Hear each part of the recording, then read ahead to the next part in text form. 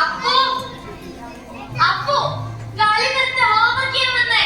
അപ്പു കളി നിർത്ത. നിന്നോടാ പറഞ്ഞേ കളി നിർത്തിയിട്ട് ഹോംവർക്ക് ചെയ്യാൻ വരെ.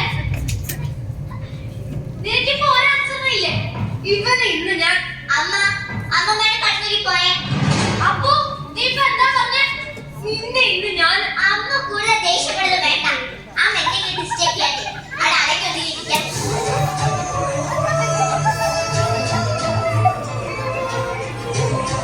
അപ്പു ഇന്ന് നീ എന്നോട് ഒരു റെസ്പെക്റ്റും ഇല്ലാതെ സംസാരിച്ചേ.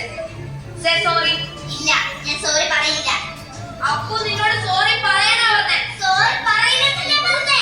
അപ്പു അമ്മ കിടന്നല്ല, ഞാൻ സോറി പറയില്ല. അപ്പു മൂത്തവരെ റെസ്പെക്ട് ചെയ്യാൻ നിനക്ക് അറിയില്ലേ?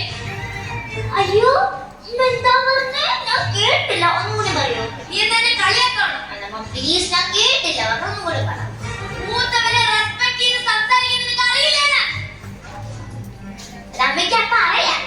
എന്നിട്ട് മുത്തശ്ശിനെ റെസ്പെക്ട് ചെയ്യാതെ.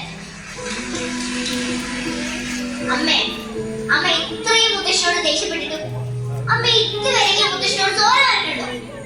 വാതൊന്നും പറയാൻ സോറി പറഞ്ഞിട്ടുണ്ടോ? ഇല്ല. എത്ര വയസ്സിന് മുതിർന്ന അമ്മ മുത്തശ്ശി മുത്തശ്ശിയമ്മ റെസ്പെക്ട് അമ്മയെ കണ്ടില്ലമ്മ ഞാൻ പഠിക്കുന്നേ.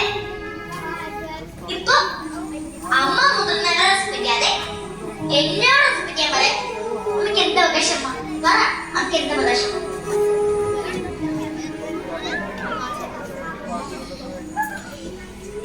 I am sorry, Appu.